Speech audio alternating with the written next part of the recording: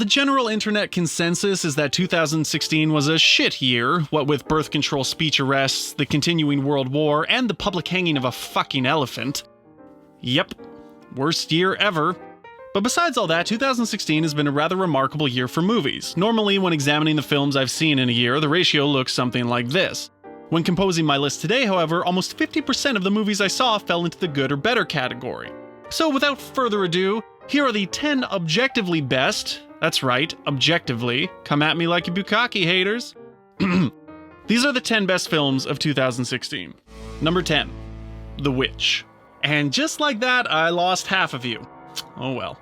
I've seen a few films in my day set in historical time frames, but The Witch is one that is the best at making you feel like it's 100% accurate. I mean, the writers took lines of dialogue directly from Puritan journals. That is accuracy. I love how this is a horror film in more than one way. Sure, the witchcraft shenanigans are terrifying, but equally as terrifying is the lifestyle and paranoia of the film's setting.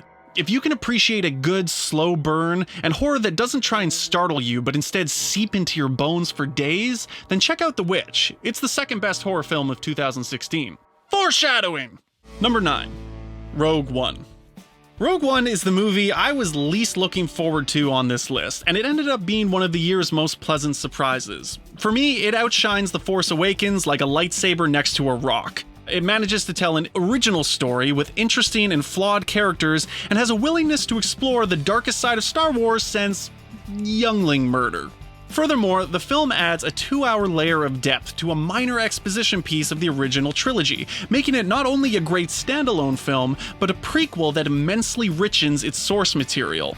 Plus, you can never have enough of Alan Tudyk in space, because that always works out so well. Number 8, The Trust. There hasn't been a Nick Cage movie on my top 10 list since Bad Lieutenant Port of Call, New Orleans. Drive Angry was number 11 one year, but didn't quite make it. That sex scene, man. Anyway, I've talked about The Trust in depth, so go check out that video if you want to hear more about it. But trust me, it's damn good. Number 7, 60% of Nocturnal Animals. Okay, so 40% of Nocturnal Animals is good. The parts examining the absurdity of the LA art scene are fine, and the exploration of Amy Adams' unhappy marriage to Armie Hammer are dandy. And in truth, without them, Nocturnal Animals would likely not be as unique or interesting. But, having a good 40% only works when the other 60% is also good. Not, holy fucking shit sauce fantastic. Jake Gyllenhaal does an amazing job, as always, but it's Michael Shannon and Aaron Taylor Johnson who ram this movie off the road and steal its car. Full disclaimer, you will not feel good leaving the theater, but for lovers of the darker side of the human experience, Nocturnal Animals is a film that you do not want to miss. Number 6, Zootopia. It's the best movie of 2016 that starts with zoo. No offense to Zombies, you tried. While Moana might have had great music and Storks introduced us to the best side character in animation history, Zootopia was the complete package of kids' movie glory. The animation, gorgeous. The comedy, gorgeous. The message, bloody gorgeous. I mean, damn, that's a hot message. Like many of the better children's films to spoil us in the past decade, Zootopia appeals equally to audiences crotchety and youthful, but the way it manages to sneak in some general surprises into the plot, along with topical lessons and laugh-out-loud jokes, help elevate it beyond the rest. Number 5, 10 Cloverfield Lane. If it wasn't for that ending, man, this might have been my favorite film of the year. And you know what? Props to the writers. You did something different, and I would rather see something new that doesn't quite work than something I've seen 1,000 times before. Luckily though, the rest of 10 Cloverfield Lane is A+. It is the most gripping, intense, and uncomfortable film I've seen all year. And unlike Nocturnal Animals or Green Room, which are still incredible, 10 Cloverfield Lane also takes time out to be fun and charming and light. It's these brief moments of levity and joy that allow our empathy batteries time to recharge and let the emotional tone changes have greater effect. And holy fuck, John Goodman. In a world where genre films were given their deserved recognition, John Goodman would be a frontrunner for the best performance of 2016. Number 4, Hell or High Water. I love gray areas more than a 22-year-old girl with a silver fox fetish.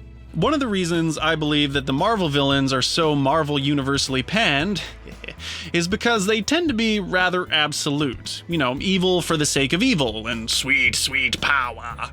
Hell or High Water, a wonderful slow burn of a movie, has no villains. Well, maybe like the banking industry.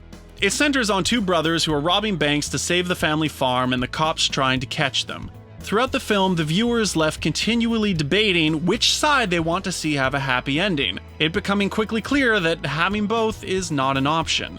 Plus, it has a remarkable performance by every young girl's favorite silver fox, Jeff Bridges.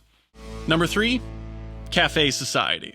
Okay, this is easily the most subjective choice on my completely objective list. I love Woody Allen movies. If every film was Midnight in Paris, I think I could deal with it. The man just gets me.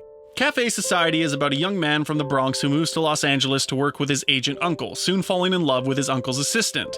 It features amazing performances by the entire cast. Steve Carell and Corey Stoll, fantastic.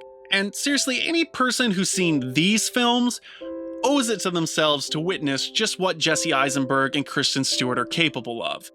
Kristen Stewart in 30s fashion, I mean, god damn!